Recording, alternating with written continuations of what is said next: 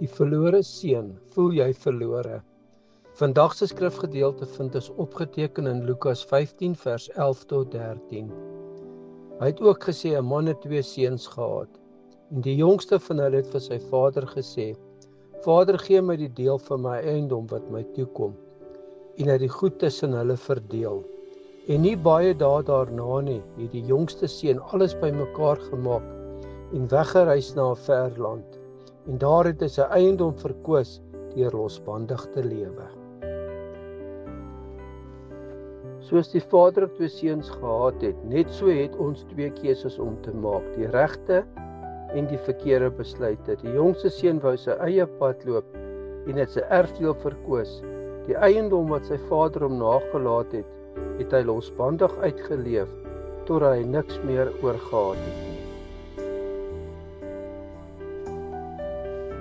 Die oudste seun se keuse was om by sy vader te bly waar hy veilig gevoel het. Die oudste seun het sy erfdeel bewaar en beskerm wat sy vader hom nagelaat het.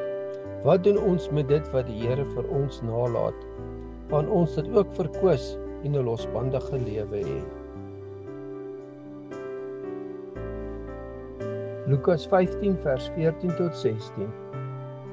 En toe hy alles deurgebring het, kom daar 'n swaar hongersnood in daardie land en hy het begin gebrek ly. Toe het hy by een van die burgers van daardie land gaan voeg en die het hom in sy veld gestuur om die varke op te pas. En hy het verlang om sy maag te vul met die pele wat die varke eet en niemand het hom dit aan hom gegee nie. En nadat hy alles deurgebring het daar hongersnood in sy lewe gekom en het gebrek begin ly. Deurdat hy ongehoorsaam was, het hy die prys betaal en kon nêrens heen gaan om vrede in sy lewe te kry nie. Om alles te kroon, toe beland hy agter die varkhokke en moes die varke oppas. Wat kon nog verder in sy lewe gebeur? Die wêreld en sy begeerlikhede sluk jou in en spoeg jou dan uit. Ons moet wegbly van verkeerde besluite in ons lewe. Daar is 'n lied wat sê: los die wêreld in sy slimheid en kyk na Jesus en sy wysheid. Lukas 15 vers 17 tot 22 en 24. Maar hy het tot homself gekom en gesê: hoe baie vierlinge van my vader het oorvloed van brood en ek vergaan van die honger.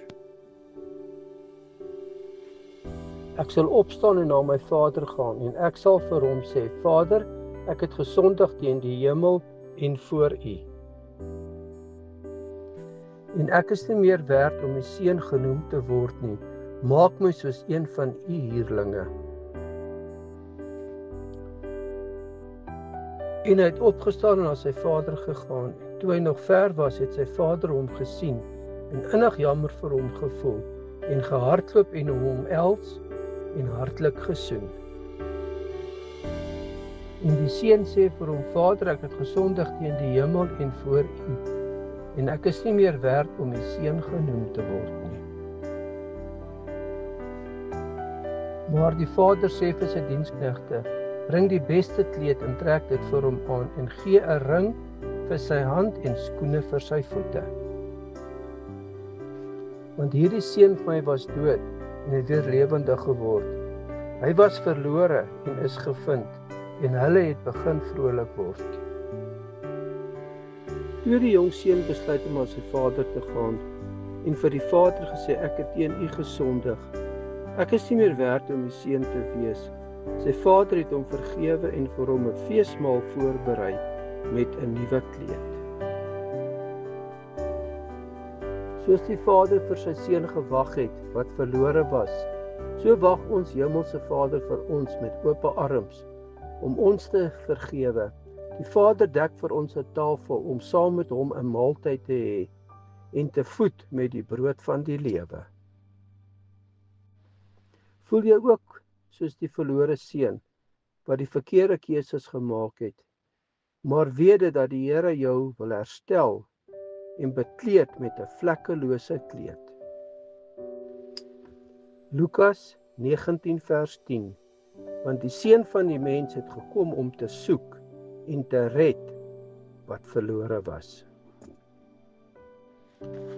Vader, hoe kosbaar is dit om te weet, ons hulp kom van die Here wat hemel en aarde geskape het. En U sê in die woord, kom na my toe, almal wat vermoeid en belas is, en ek sal jou die rus gee. Daarom, as ons verlore voel in hierdie oggendure, weet ons dat U ons sal ophelp, dat U ons sal deurdra, dat U ons hand sal vat, en ons gee U die eer daarvoor in Jesus naam. Amen. Ek nooi jou uit om jou gebedsversoeke te deel.